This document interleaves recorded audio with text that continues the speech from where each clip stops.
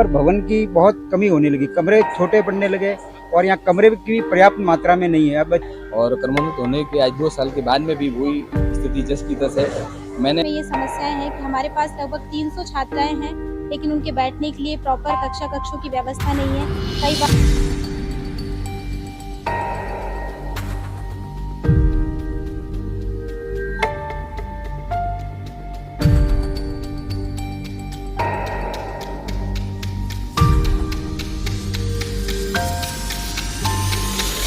सिरोही जिले के पिंडवाड़ा तहसील के झाड़ोली गांव में स्थित राजकीय बालिका उच्च माध्यमिक विद्यालय असुविधाओं का दंश झेल रहा है।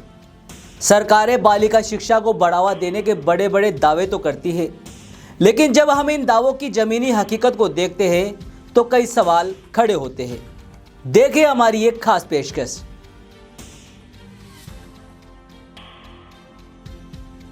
इस स्कूल में पहली से लेकर 12वीं तक की कक्षाएं संचालित होती है, लेकिन केवल 8 कमरे उपलब्ध है। आप सोचिए, इन 8 कमरों में इतनी बड़ी संख्या में छात्राएं कैसे पढ़ाई कर रही होगी। विद्यालय में खेलने के लिए भी कोई खेल का ग्राउंड नहीं है।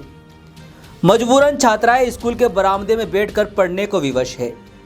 प्रार्थना सभा के लिए भी पर्याप्त स्थान नहीं है, जिससे सभी छात्राएं एक साथ नहीं बैठ पाती।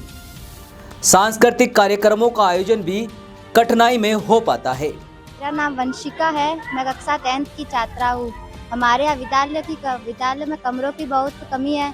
यहाँ से हम अपनी कक्षा की पढ़ाई भी यहाँ बाहर कर रहे हैं। इस वजह से हमारी पढ़ाई बहुत डिस्टर्ब हो रही है। यहाँ 12वीं तक की क्लास है, लेकिन 8 कमरे होने के कारण पूरी 12वीं एडजस्ट नहीं हो पा रही है। हमारे यहाँ कार्यक्रम वगैरह होते हैं, तब भी बहुत भीड़ लगती है। बहुत अतिथि वगैरह आते हैं तो उनको भी बरामदे में बैठना पड़ता है। चंद्रिका कुमारी है, मैं कक्षा 11th से हूँ। राजकीय बालिका उच्च विद्यालय में मैं पढ़ती हूँ।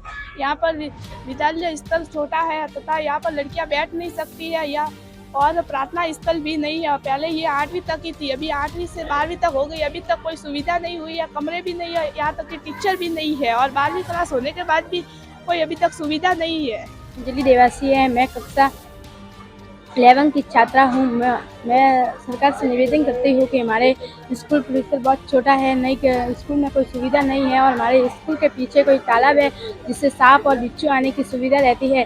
और तालाब के पीछे रहने से हमें और पानी की भी समस्या होती है। इसीलिए हमारे बच्चे इधर बात देख सकते हैं कि बच्चे भी हमारे बरामदे में बैठते हैं। खेल मैदान नहीं है, इसलिए मैं अधिकारियों से निवेदन करती हूँ कि हमारे स्कूल को आगे क्रमित करें और भवन नया बनाएं। बारिश के मौसम में हालात और भी खराब हो जाते हैं। छत से पानी टपकता है और पूरे भवन में करंट दौड़ता है। इस स्थिति में यदि कोई बड़ा हादसा होता है तो उसका जिम्मेदार कौन होगा। सरकार ने स्कूल को 12वीं तक क्रमोन्नत तो कर दिया, लेकिन सुविधाओं के नाम पर कुछ नहीं दिया। ना ही स्कूल का भवन पर्याप्त है, ना ही खेल का मैदान और ना ही पढ़ाई के लिए शिक्षक उपलब्ध है। इस प्रकार बालिकाओं की पढ़ाई इन असुविधाओं के कारण प्रभावित हो रही है। मेरा नाम लक्ष्मी है, मैं कक्षा 3 में पढ़ती हूँ। हमारी क्लास छोटी है, तीसरी और पहली और दूसरी साथ में बैठते डिस्टर्ब होते हैं सब। मेरा नाम कन्या कुमारी देवासी है, मैं कक्षा 10th की छात्रा हूँ।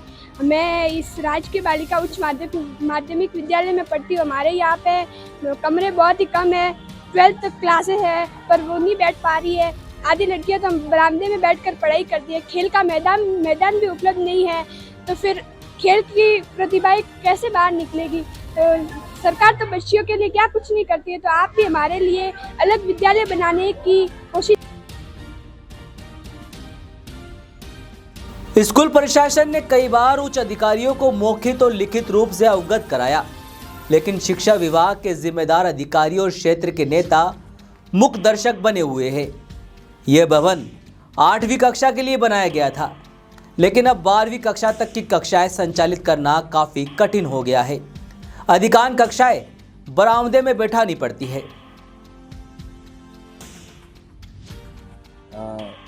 राजकीय प्राथमिक उच्च बालिका माध्यमिक विद्यालय 2 साल पहले क्रमोन्नत हुई थी और जिस समय यह विद्यालय क्रमोन्नत हुई उस समय इस विद्यालय में मात्र स्टाफ रूम के साथ में 7 कमरे थे और क्रमोन्नत होने के आज 2 साल के बाद में भी वही स्थिति जस की तस है। मैंने पिछले 2 साल से मेरे तरफ से भरसक प्रयास किया गया, सारी पत्रावलियाँ पूरी करके हमने जिला शिक्षा अधिकारी महोदय और कलेक्टर महोदय को पूरी पत्रावली मैं खुद स्वयं जा कर के दे के आया था, लेकिन उनके द्वारा 2 बार 3 बार हम वापस वहाँ उनको जाकर रिमाइंडर भी करके आए, लेकिन उनके द्वारा कोई ऐसे प्रयास नहीं किए गए हैं।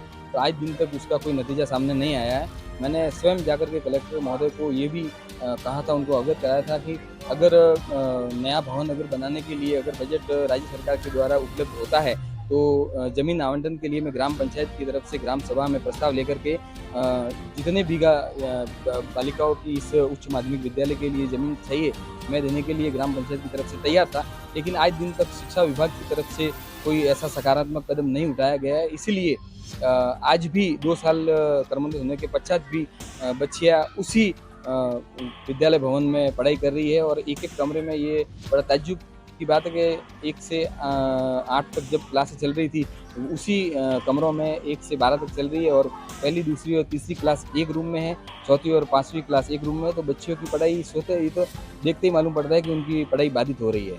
उस समय ये करीबन 20 साल पहले हुई थी, ये प्राथमिक विद्यालय में चल रहा था। उसके बाद में ये राज्य सरकार के आदेशानुसार ये उच्च माध्यमिक बालिका में क्रमोन्नत हुआ, तो यहाँ पर भवन की बहुत कमी होने लगी, कमरे छोटे पड़ने लगे और यहाँ कमरे की पर्याप्त मात्रा में नहीं है। अब बच्चे, मैं बरसात में भी मैं आता जाता देखता रहता हूँ, मेरा घर इधर ही है, मैं देखता हूँ तो यहाँ बच्चियाँ बरसात में बाहर बैठती है और पानी बहुत गिरता है छत से भी। तो ये नकारा टाइप स्कूल है, इसको आप कहीं क्रमोन्नत के लिए या दूसरी ज़मीन आवंटन के लिए सरपंच साहब से भी गुजारिश की, वो भी कार्रवाई कर रहे हैं। विधायक साहब, मैं खुद विधायक साहब के पास में भी गया था, वहाँ पर भी हमने इस फाइल को पुटअप किया, तो उन्होंने भी आश्वासन दिया था कि मैं इस स्कूल को कहीं ना कहीं शिफ्ट करवाने की कोशिश करूँगा।